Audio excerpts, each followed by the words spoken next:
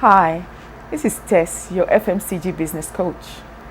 In this new economy, product visibility and consumer attention are two of the main factors that a manufacturer of any product must have to ensure continuity and sustainability of their business. By product visibility, I mean that how available and how proximate is your product to the consumer. And as we know, one of the channels or the avenues for making your product visible is the supermarket.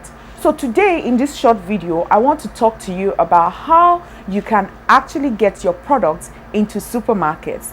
Now, the whole discussion about the different classes of supermarkets is something we'll take another day. But now I'm just talking of like regular supermarkets, and these are supermarkets that are maybe termed like C-class supermarkets. So how do you get your product into these outlets to gain this visibility that you are then looking for, so that your products can actually become more visible and then become a consumer's choice? So to go into a supermarket, the number one thing that any supermarket in this country would require from you is that you have your NAFDAC number. NAFDAC is a regulatory body in this country, and for you or any supermarket owner or any channel owner to actually carry your product, especially supermarkets and the ones that have a lot of footfall, that is a lot of consumers coming in to shop there, one of the first things they want to check is to see that your product has a NAFDAC certification. So make sure that your product has NAFDAC certification. And I have a video out, I have a training out that tells you the step-by-step process you can go through to get your NAFDAC number. You can look for that on my website or reach me across my social media and I'll be able to direct you. So number one thing is your NAFDAC number. The other thing you want to consider when you're taking your product into the supermarket, which I find very important, are your commercial terms. Now, a lot of supermarkets will tell you that they will sell and return money to you as they sell. So maybe you give them 2 cartons or 3 cartons. They will tell you that, oh, as we sell units, we can give you money back. Sometimes they'll say after 30 days, some will say 45 days, some will say 60 days. I heard in the other day, some even say 120 days. Dear manufacturer, you are not a multinational yet. So why would you want to tie your money down for 120 days, for 60 days? No. When you believe in the product that you're taking to these outlets, it is actually up to you to determine what your commercial term would be. So for beginners, I would like to recommend to you that for any outlet that you're taking your product, that you tell them that you want to do it on a 10 or 15-day basis. That is, every 15 days you come and collect your money, because that way it is also a gauge for you to know if your product is doing well. The third factor I want you to consider is your merchandising solution. By that I mean that apart from your package, for instance, how is your product displayed in such a supermarket?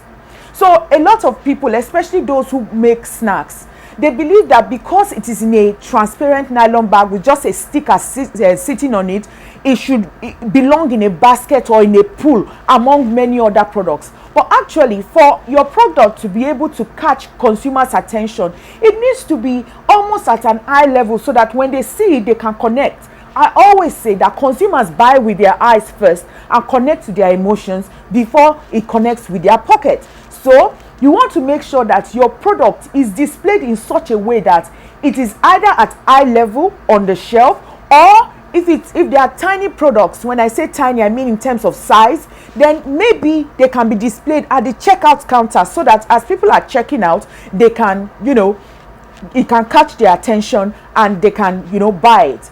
Another way, which is not like, very conventional, but which a lot of brand owners still use, is that they actually go to agree with outlet owners for their staff to actually suggest your product. That's for like maybe when you have products that are priced between 50 to 100 naira, to actually use your product as change for customers. Most times you pay the outlets just a small fee, but they suggest your products to, or they suggest or recommend your products to consumers, or they use it as change. So somebody buys something that is 400 and their change is and they give you 500 and their change is 100 naira. They can use your products to give that change, but for products that are priced a little bit higher than that, of course you won't do that.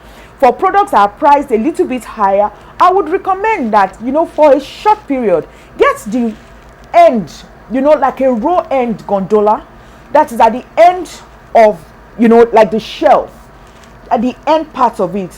Maybe sometimes even the one that is just overlooking the till or the checkout counter, and just design it a little bit and make it something personalized for your brand. When you do that, you see, somehow, even if consumers are coming into the outlets and they're not buying your product at that time, but it's registering in their mind, you like it or not, what we see as consumers actually registers here. The recall will come when they now need that product. So those are some of the ways that you can ensure that your product is visible within the channel, and that consumers actually, come all out to ask about your product. Of course, there are other elements that we cannot cover in this 2 minutes video. There are things like pricing, there are things like value proposition, and many other factors. But these are just like top of mind to just put you on the right trajectory, so that you know that all those supermarkets just constitute about roughly 20% of our sale in Nigeria, but it is a very good channel if you're looking for visibility. But over and above visibility, you also want to ensure that you have shelf offtake. That is, people are buying your products. And one of the some of the ways that you ensure that is to ensure that you have a NAFDAC registration number, that you have merchandising solutions, and that you have discussed your commercial term with the channel, that is the supermarket owners. Different supermarkets will ask you for different things. There's a lot more that we can discuss around this, but I just want to share a few of this with you, especially now that a lot of people are starting or are going into manufacturing of different food-based products. This would be the time for you to up your game, especially if you're already existing in that market, to make sure you stand out in a way that consumers are still loyal to you. Consumers still prefer your brand, against all the other ones that are coming in. So I hope this has helped you. If it has, please let me know. Kindly share, like, comment, and let me know if there's any more that I can do to help your business. My social media handles are displayed on this video, so if there's any question you have, I'll be more than happy to answer you. Until then, keep being profitable, and God bless you.